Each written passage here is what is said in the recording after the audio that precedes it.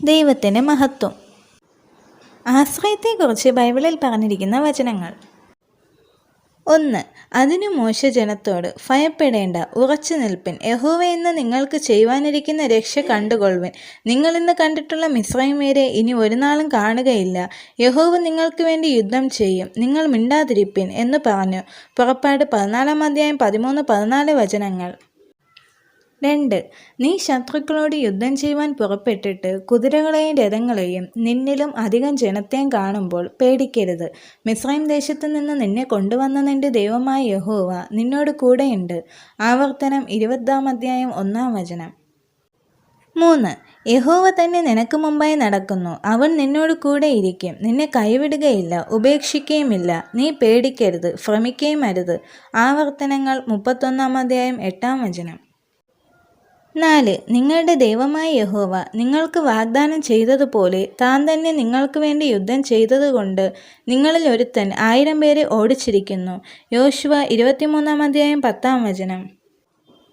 5. തൻ്റെ വിശുദ്ധന്മാരുടെ കാലുകളെ അവൻ കാക്കുന്നു, ദുഷ്ടന്മാർ അന്ധകാരത്തിൽ മിണ്ടാതെയാകുന്നു. സ്വശക്തിയാൽ ഒരുത്തനും ജയിക്കുകയില്ല. 1 ശമൂവേൽ 2-9 വചനം. 6. യോനാഥാൻ തൻ്റെ ആയുധവാഹകനായ ബാല്യക്കാരനോട്, വരിക, നമുക്ക് ഈ അഗ്രചർമ്മികളുടെ പട്ടാളത്തിൻ്റെ നേരെ ചെല്ലാം. പക്ഷേ യഹോവ നമുക്ക് വേണ്ടി പ്രവർത്തിക്കും.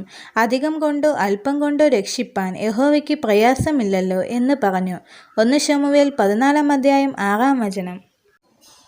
7. യഹോവ വാൾ കൊണ്ടും കുന്തം കൊണ്ടുമല്ല രക്ഷിക്കുന്നത് എന്ന് ഈ സംഘമെല്ലാം അറിവാൻ ഇടവരും.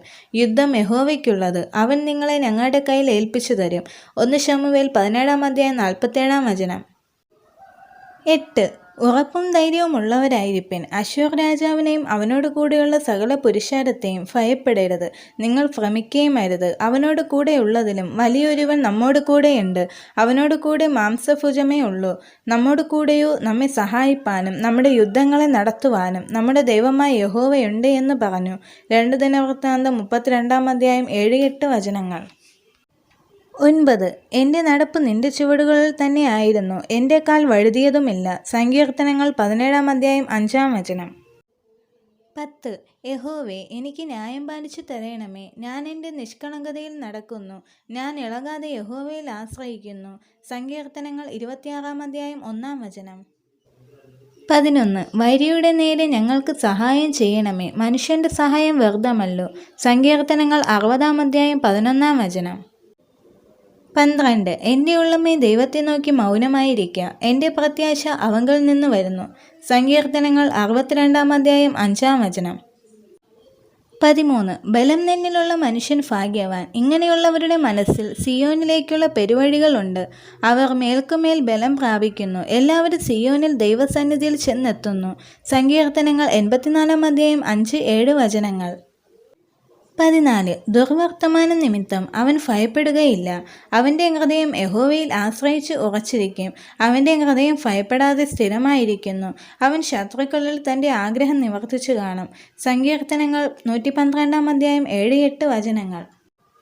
15. മനുഷ്യനിൽ ആശ്രയിക്കുന്നതിനേക്കാൾ യഹോവയിൽ ആശ്രയിക്കുന്നത് നല്ലത്. സങ്കീർത്തനങ്ങൾ 118-8 വചനം.